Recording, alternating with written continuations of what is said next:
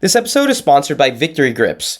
Victory Grips are the standard in hand protection, plus they just launched their new gym affiliate program. As affiliate owners, they understand the demands of gym owners. Their goal is to keep their gym referral program process as simple as possible. You'll receive educational content, early access to upcoming releases, and exclusive discounts for your members, plus received a percentage of the net sales. Find out more at victorygrips.com. Welcome to the Power Monkey Podcast, where we chat with the best in the world of fitness about what they do. I'm your host, Dave Durante, with my co-host, Jordan Samuel, and this week, a special guest, my wife, Sadie, is joining us, and we are talking movement once again. This time a gymnastics movement, and we're talking handstand push-ups. Getting your first handstand push-up. I know we've talked about handstand push-ups in the past. This one is unique to the process and progressions that go along with getting your first handstand push-up, and we hope you guys enjoy it. So what's going on, everybody? Dave Durante and Power Monkey here for another podcast on movement. And we have my regular co-host, Mr. Jordan Samuel, but we have a special guest, someone that I don't know how much she'll speak today or how much she's actually... Have you been on a podcast before? I think like once. Maybe once. My beautiful wife, Sadie, who is, of course, as big of a part of the Power Monkey team as anyone else. And we are in the middle of our full summer-long Italian adventure, as she side-eyes me from the other seat here. And we are in a new city. We are in Cesena now, headquarters for Techno Gym, where we're doing some projects and some work with this awesome company out here. And we are in a hotel room as we continue our family adventure around Italy. So, yeah, part of our doing of a podcast in a new country includes Sadie being next to me. So I get tricked into being on a podcast. Yeah, because she would either is this the only way you could get her on the podcast is by locking her in a room with you in another country? Like, Sadie, the lights have to be on, and I'm doing a podcast, and I talk really loudly. So you can try and go to sleep behind us, or you can just join the podcast. And she reluctantly joined the podcast. So yeah. So thanks, Sadie, for being on with us. Really excited. We're really honored. Great to have you here. All right. So what's our movement topic today, Jordan? We got one that involves another gymnastics movement near and dear to my heart, something that we've had other podcasts on in the past. This one's taking a little bit of a different approach, but what are we talking about? We were talking about getting your first handstand push-up. Beautiful. Love it. And so I guess my first question to you, Dave, is before we even talk about the act of the push-up and the handstand is just about getting inverted. And I'm curious to know what your thoughts are about, for those of our listeners that might not be competitive athletes or have any interest in being competitive athletes, is there a benefit and a value for them to get inverted just for the sake of being able to invert themselves? Yeah, I mean, that's a pretty... I think you know my answer to something like that. I'm clearly biased, but I would say a couple things here. One, learning new skills can be fun, and a lot of this stuff just is about enjoying fitness. And handstands to me are a fun movement pattern that the earlier you learn them, the more they can expose you to new things. So in terms of like keeping fitness fun and keeping them exciting as you get older, they can do that for your fitness, your progress. But additionally, I think it creates a heightened awareness for spatial awareness. Where are you within space? Can you understand how to make changes to your body? Yes, upright, but being inverted adds an additional component. And I always tell people that, what's your primary goal when you're first doing a handstand? Don't die, right? Don't die. Whatever is happening upside down, like I don't care what my toes are doing, whether or not I'm breathing, just don't collapse, don't fall on your head, don't die. But there are so many things you can learn in terms of spatial awareness and can teach your body how to start making changes in real time that I think then translate to other movements that are upright, that are in different planes, that are prone, that are supine, that can then translate into becoming a better athlete in other physical endeavors. So if you're a non-athlete, you're not looking to compete in gymnastics at a high level, you're not looking to compete in CrossFit or functional fitness, and handstands don't have a value for you outside of them just being fun activity, I do think they have some value in terms of some spatial awareness components. Yeah, it's a really good point, and it's something that I experienced myself. I remember when I was first working on handstand push-ups with you, and you drew our attention to the fact that once you got in upside down, you're like, I have no idea what my feet are doing. and you would take a picture of it or you would point it out. And now, after doing them for a few years, I'm very much aware of what it is I'm doing with my lower body when I'm inverted. And to your point, it 100% translates to just better overall body control and awareness.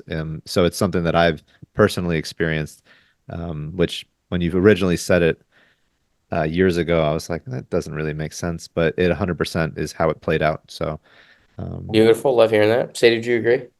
For sure. I think it can, for non-athletes, sometimes they're surprised at some of the muscle groups that you're firing. For example, like some non-athletes might only be used to doing like tricep like drills in one way, but like are surprised when they're doing strict handstand push-ups or drills for it, and that's like an incredible like tricep burner and like working your body in a different way, in a way you never thought you could, even if it's like significantly scaled. It's kind of cool to try new things and explore different like ways of firing those muscle groups. Agreed. yeah, do you find that, Dave, so I don't really know as much of Sadie's background as I do of yours, Dave, as far as growing up. I know that Sadie, you were a dancer growing up. Dave, obviously, gymnast growing up.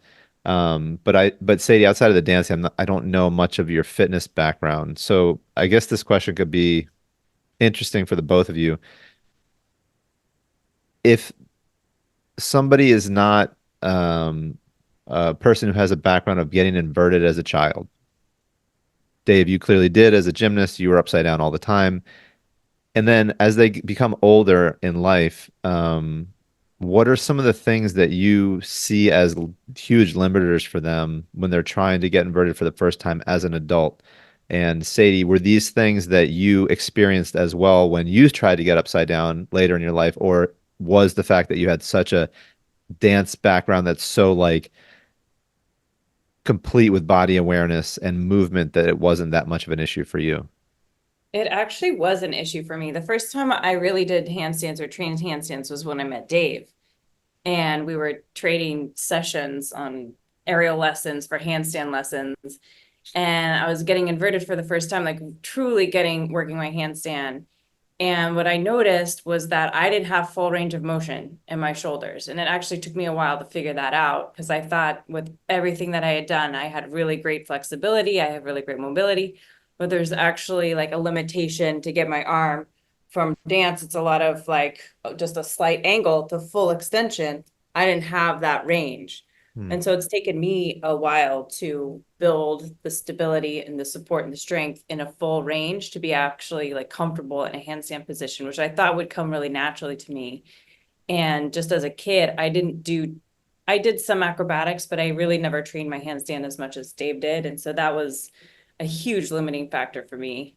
What was interesting with Sadie, though, initially working with her, was that Sadie has a lot of flexibility, but not very much mobility. So it actually created more issues because from a lax perspective, like if you're just to kind of pull her through ranges, she can get through some significant ranges, but she doesn't have any stability at her end ranges. And so it created a lot of injury. Like we would be like, oh, look how pliable you are. You can get into these positions without any issue. But she had no stability, so she ended up, wrecking her joints, especially her shoulder, upper back. She was having a lot of issues being able to stay healthy because she wasn't creating enough stability training through her end ranges, and it prevented her from really being able to like take advantage of the benefits that come along with being inverted. You popped my shoulder out at a seminar one time. Popped it out. It was a pop, and it like was injured for like a year after that when we were showing people a shoulder stretch. Yeah, it was the shoulder stretch. Because I don't have the strength to support the flexibility. Yeah, So I'm super bendy and limber, but when you don't have that support or strength, Yeah, I then mean, maybe that's where the talking point that comes in this from the seminar now that Dave has came from is, he often says, those that are super mobile are actually more susceptible to injury oftentimes unless you have that strength at the end range. So I'm going to jump around a little bit here, but what are some of those exercises that you started prescribing to Sadie to help shore up and bulletproof her end range of motion in the joints that were maybe a little bit too mobile? Well, like one of the just hallmark things that you can do to build stability, which we do endlessly in the gymnastics world, we talk about in our phase 2 of our skill building, within Power Monkey training is isometrics. Like it's slowing shit down. Like do pause work, do tempo work, plank holds and support holds, and building up those small muscle fibers that normally don't work to control yourself, especially on something static first. So we would do a lot of isometrics with her, like tons of holds in different variations, even like more simplified handstand positions. And we'll get to this in a little bit as we get into this conversation, I think. But an exercise, I've been highlighting this particular exercise more and more in my seminars lately. We just ended up doing a seminar over the weekend. I did one in London last week, and then I did one here in Italy over the weekend. And I just find myself going back to this exercise more and more. And it's a wall facing angled wall hold, just like so. The value that comes along with being able to, one, kind of find an angle by angle approach to getting inverted, as opposed to just thinking I have to get completely upside down for it to be a handstand exercise, which is completely incorrect. But it also allows you to not have to get your shoulder angle past 180 as you're learning. You Hmm. can stay within a position and get more comfortable working on your breath, and you can stay a little bit closed at that shoulder angle to get the shoulders more stable to then build the range around it. So I'll talk more about the angled wall hold because to me it's such a critical exercise that most people are missing out on. But it's one of the ones that I would incorporate to Sadie's training quite a bit because we could take advantage of where she did have mobility and incorporate the stability while still getting inverted. Hmm. Do you want to talk more about the angled wall hold right now and how you incorporate that into somebody's? No, no, let's save it as we get into the conversation around the handstand push-ups because Okay. we'll get back into the conversation there. But I do just want to mention your previous question to Sadie that I think is just worth noting. For those of you out there, and I'm sure there are many of you that didn't come from a gymnastics background, and you want to get a side down, and it's a part of your training, or you want to do Diane or whatever it is. Um, what are limiting factors? It can be a bunch of these things. You mentioned mobility issues, whether it's T-spine, underarm soft tissue mobility, maybe it's your wrists. The thing that I come across quite a bit is a confidence issue, like being scared of getting upside down, especially as you get older and older. It's harder to try new tricks. You're more conscious of the fact that something can go wrong, and it limits your ability to be adventurous. And so confidence is an enormous limiting factor. And that's why working with someone who is really good at creating a safe environment is absolutely critical for the handstand journey. Like, I never recommend someone just kicking up and hoping for the best with the wall, without the wall, and expecting something magical to just happen where they figure it out. It's not going to happen.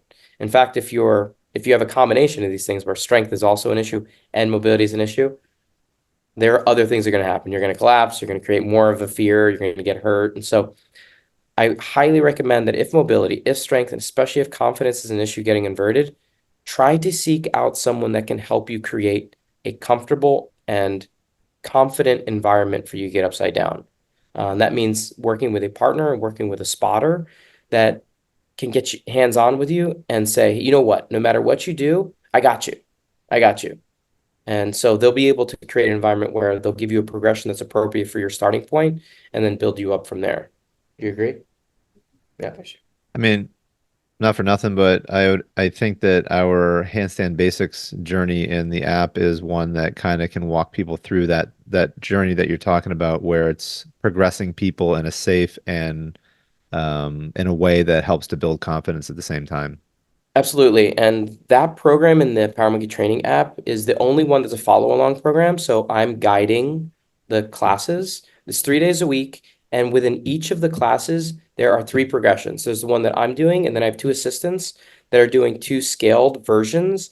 So you don't have to follow the same exercise that I'm doing. You can follow along with someone that's at your skill level too as you go through. So in terms of a starting point, that foundation program is ideal for someone that hasn't been inverted, but really wants to and wants to build some confidence, especially if they don't have a spotter. That's an ideal starting point.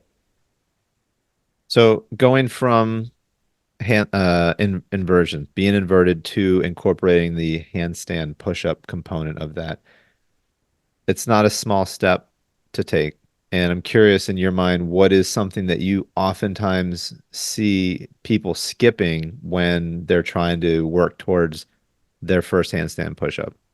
Yeah, the biggest missed step when it comes to handstand push-ups, and I'll mention this as kind of a precursor to it. The fact that CrossFit introduced handstand push-ups to the world is phenomenal.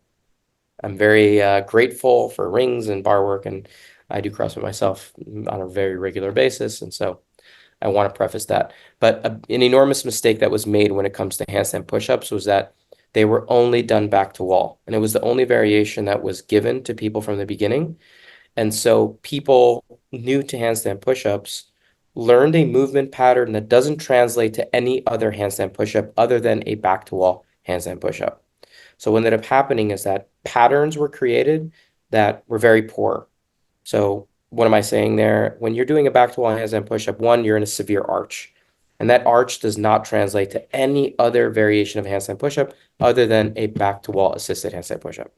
And additionally, you were able to get away with a variation where the hands could be propped up way into the wall and your head could just come straight down in line with your hands. And so what ends up happening from that type of a handstand push-up pattern is that you end up firing the wrong muscle groups for the correct handstand push-up.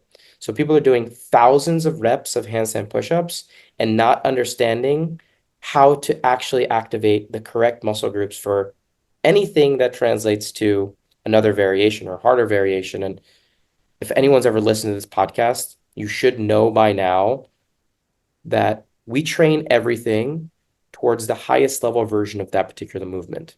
So it's Power Monkey's method to make you understand that we don't train towards a standard. We're not trying to get you really good at back to wall handstand push-ups. We're trying to get you really good at understanding that a back to wall handstand push-up can be a great guide into the next variation, the next step, and the next variation, the next step. And so you're along this continuum where it's not a dead-end skill development. And so back to wall handstand push-ups with no consideration on where your hands are fails to execute and activate the correct muscle groups for higher level variations, and it limits your ability to really translate to the next skill. It's a dead-end movement pattern when it comes to handstand push-ups. It's funny. I was at a CrossFit competition the other weekend, and one of the athletes that is from our gym who was spectating, and I've helped her with a few different handstand things, and she was like getting pissed watching these athletes. She like turns to me, she's like, "Why is that athlete have like they're doing handstand push-ups?" She goes, "Why is that athlete have their hands so wide?"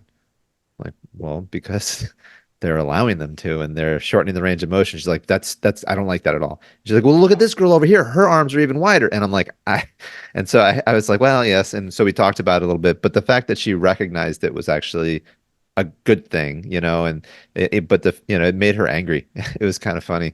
Form gymnast. Yeah, yeah, for sure. So it's hard to do a handstand push-up.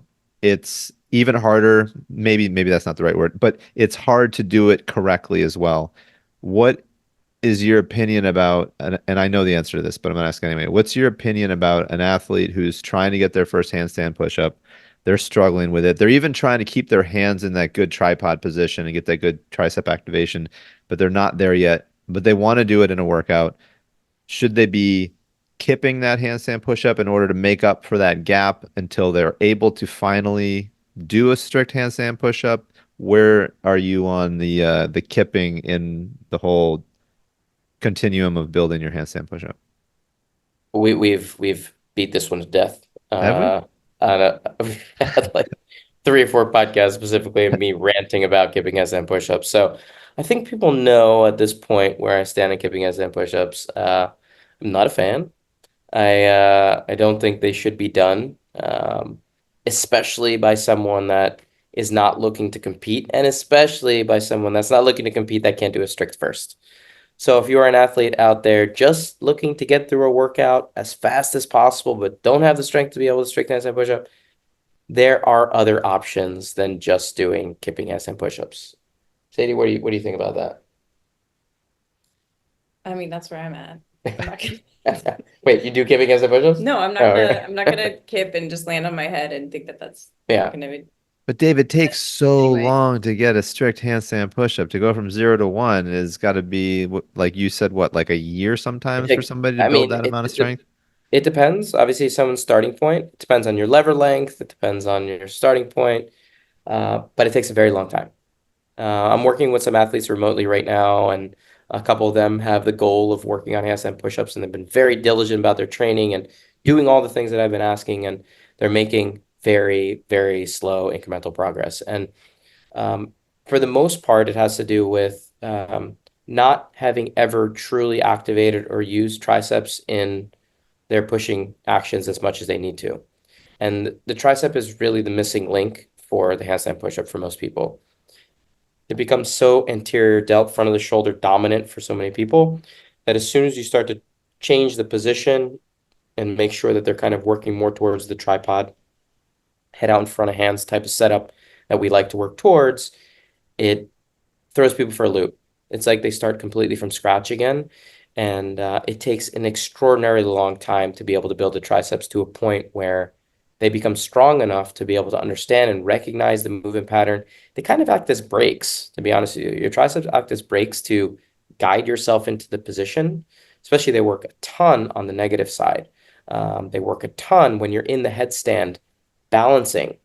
Um, just as a test, if anyone's ever been in a headstand before and rocked back and forth in that angle, see what is controlling the angle as they balance. You can do this wall facing too, and like put your feet into the wall and then try to pull them away from the wall and try to stay away from the wall in that angle.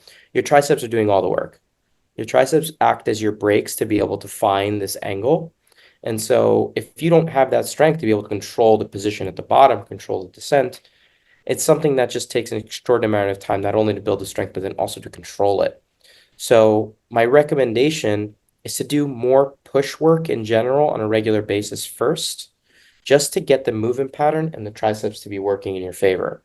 So when I'm teaching a course and this question comes up, one of the things I mention a lot is that I when we were athletes, if you come to a gymnastics gym, maybe this is particular to me in my training when I was at training center, um, we would finish every session with sets of push-ups, standard push-ups, very variations of push-ups. Every session that we finished, no matter what we did, we were in the gym 8 hours. We did our mobility training afterwards. We did our strength training. We would always finish with sets of variation of push-ups. And it's just a hallmark movement pattern for so many things that we do in the gymnastics world that it ended up becoming a position of strength by doing it on such a consistent basis. So my recommendation is that if someone is struggling with this, you want to build more competent and workable tricep muscles. Let's just try to do a simple variation of a push, if that's a knee push-up, if that's a standard push-up, where you have everything nice and tucked in by your sides, running along your lats as you come down. Do that consistently throughout some weeks and some months and see if that starts to build that movement pattern before you think about trying to apply it when you're fully inverted. Um, for those of you that are listening and not watching, as Dave was talking about triceps, and Dave, you've got really good triceps. Sadie Thank you. totally checked out your triceps. I saw her Yes, look down and she was eyeballing your triceps. I have a very tight shirt on right now. I'm in Italy right now, so my shirts barely fit So me. that's a requirement. You have to wear a tight shirt. Requirement. Super tan right now. I've been on the beach for the past 3 weeks, and my triceps are Looking good. looking strong. So, We should have a tricep 365 in the Power Monkey tricep training app soon. 365 could do that. Yeah. Oh, Oh, Sadie, I saw that tricep. Yeah. Sadie's showing off hers too. You look like you wanted to add something to that. Anything? I was gonna ask, I think I remember you saying one time you'd finish a workout with 200 push-ups. I would do 3 sets of 35. So that was my number and Or ball push-ups, you'd finish with ball push-ups, Maltese push-ups, standard push-ups. I would vary up my push-up, the type of push-up often, but And that's after a strength workout. after my strength workout, after 8 hours in the gym, we do 4 hours in the morning, we break for lunch, we do 4 hours at night, and then strength, and then I would do my push-ups. Now, did you always have strong triceps, or do you think it's specifically because of what you were doing in the gym?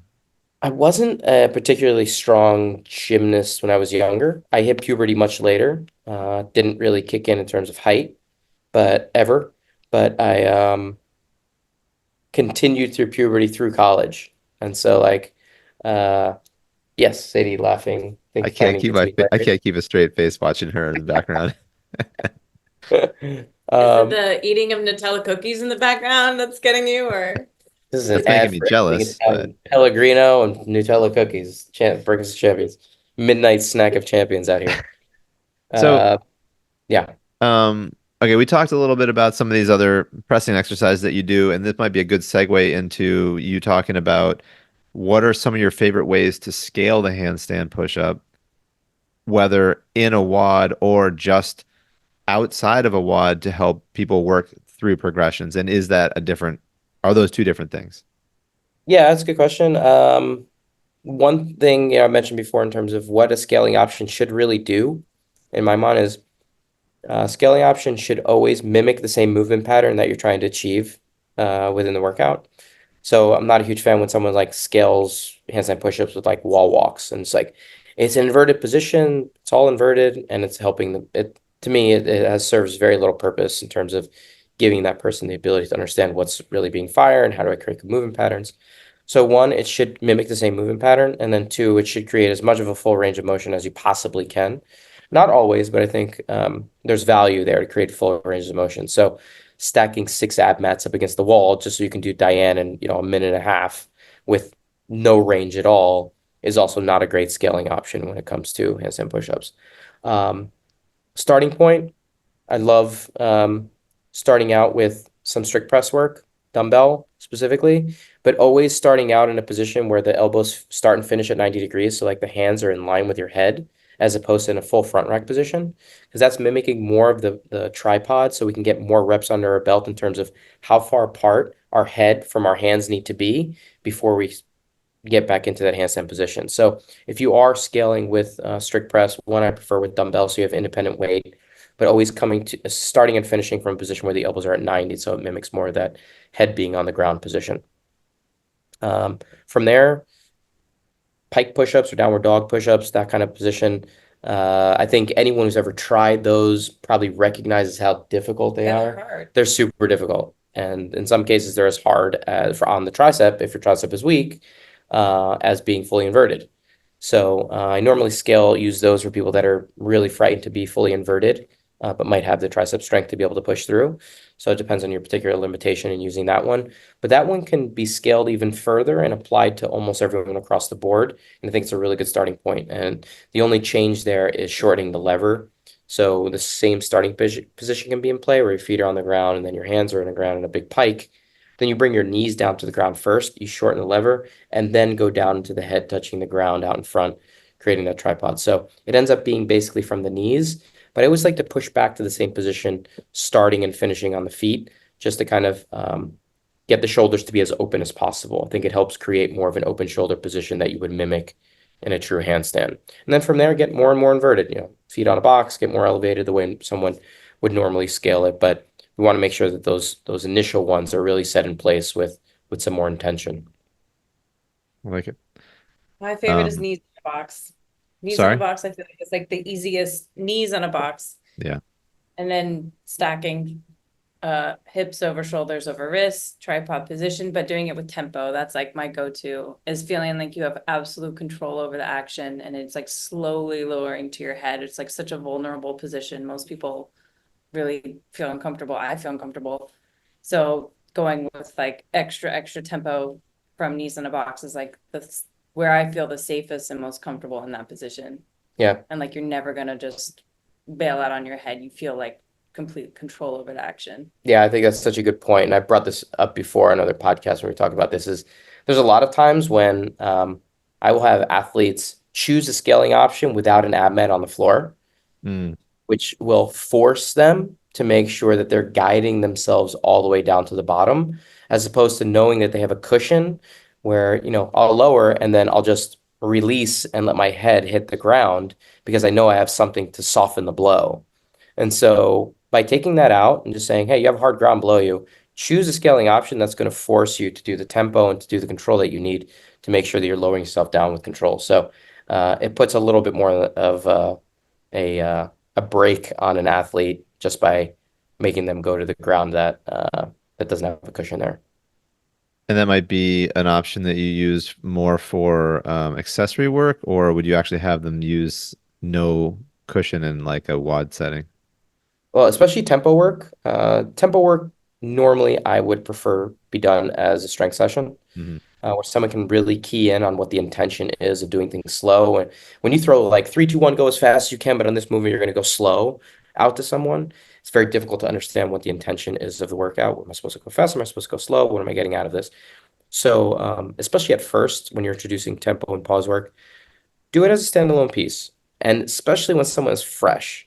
So, post-workout, pre-workout, what's better? If it's a movement that is this complicated, and requires this much attention and strength and being fresh, do it pre-workout so that you have all of your devices, both mentally and physically, to be able to make sure you can get the most out of the exercise. I think we covered a lot of things. Are there any other comments or words of encouragement or something you would like to add to say to those that are out there trying to work towards their very first handstand push-up? Words of encouragement, it's a worthwhile endeavor. Um, I would say, especially if you're an athlete looking to compete, don't get discouraged. If you start adding in the things that we're talking about here, especially if you're starting from scratch, just more push work in general, it's going to go a long way in you setting the base that you need for long-term development. And then just keep in mind that there's always something a little bit more complicated that you can work towards, which makes skills more fun too. And ask the question, ask you guys, I hope know the answer to this by now, but what's the most difficult version of a handstand push-up? So we're always working towards the highest level variation. Is that highest level variation going to be possible for most people? Most likely not. But what are we working towards? And so what would you guys say the highest level version? Handstand push-up on rings. Yeah, I was gonna say I got the last one wrong because so I wanted to make sure that I got this one right, and that's exactly what I was gonna say is a strict handstand push-up on rings. So the answer is correct. However, there is a Oh. variation. No, there is a variation of a strict handstand push-up on rings that is full range. That is full Oh, range. So you go from is that handstand. basically with your Freudian like it's flail. like an inverted Oh, muscle up? Sadie, coming up with new gymnastics words here. This is like an inverted muscle up essentially. Essentially, yeah. Yeah. Sadie called it the What? Victorian flail. I think that's we're gonna see that at the Olympics next week. Sadie, by the The way, German she's an Olympic hopeful. I don't know if you saw my post the other day, Dave, but there's nobody policing it. You can call yourself an Olympic hopeful. You don't have to fill out a oh form or anything. So Sadie, Olympic hopeful, she's got to All move right, on down. rings. Yeah, perfect. the Olympic flail. We'll see it next week in Paris for sure. But yes, it's basically an inverted muscle up. You go from handstand, you not only lower down to like the shoulder stand position, but then you continue to lower more and more and more until you're fully in an inverted hang, and then you pull back up from there. It's stupid hard. I would Really, really difficult. imagine really rough on the biceps when you go from that pencil to the Absolutely. shoulder. Yeah. It's a ton on the bicep. Yeah. Imagine like doing an extreme curl. Like You Yeah. used to do that in the ring thing. I used to do it in the ring there a lot. Yeah. We did it in When I our would do demos. performance. Yes. I would do it quite often in the ring thing because taking away 50% of your body weight makes things a lot easier for like Superman. And so for But Dave, that's like I'm it's like getting 28 old. pounds at that point. Hey, my legs are getting quite strong these days. All right, we need to go into that. Yeah, my shorts are barely fitting me out here in Italy, so I Nice. think it's all the pasta I've been All the eating. cannolis. Any other questions, Jordan? Not Have for we me. Sadie, do you have anything that you'd like to ask Dave? No, No? Okay. niente? I got the question right. I'm good. You did. Well done. Victorian flail it is for the win. I think I have to, on air, commit to trying to get my first handstand push-up. I love that. I think that's what I think needs to You happen. Well, I should mean, we have an app, we have a probably program for that, Sadie. We do. I did Get your the, first handstand push-up. yeah, Follow all me. right. You did the handstand walking program in the app before Mhm. last camp, and you crushed it. I can't. Now it's on to the next movement. We should right. actually have Sadie on Yes. again and talk about her experience on the handstand walking program and how successful it all turned out. Yeah, let's do it. We've got footage of it too, even like from camp. I mean, She's There's we can make a whole proof. video. she's never wanted to get on a podcast before, so I think we just need to lock her in a hotel room and say you can't go to sleep until you do this podcast. It's the only way that we'll get her Give on. her some So wine. Like, can I go to bed now? Are we done? we're almost there. Jordan, thanks for the time. Sadie, thanks for being a special guest. Oh, it was my pleasure. Thank Appreciate you, guys. it. All listeners out there, thank you so much for following along. Hopefully, we got some good information out to you. When it comes to handstand push-ups, please check out the Power Monkey Training app if you want to start working with us. and a remote location. You can work on your own, follow along with our training programs. You can go to our website, powermonkeyfitness.com, for more information. And also, if you want to work with us in person, we will be out at the CrossFit Games the first week of August at CrossFit Iron Horse. We'll be doing seminars on weightlifting and gymnastics. Myself, Chad Vaughn, and Margot Alvarez will be with us as part of our GoRuck team doing some ruck workouts. Dave Newman from RX Smart Gear, Victory Grips will be a part of it. We got a great crew from the Power Monkey team who will be there working out. And that's basically all we got going on the next couple of weeks. A lot of travel ahead of us, and hopefully we see you in person. And until next time, thank you all for listening.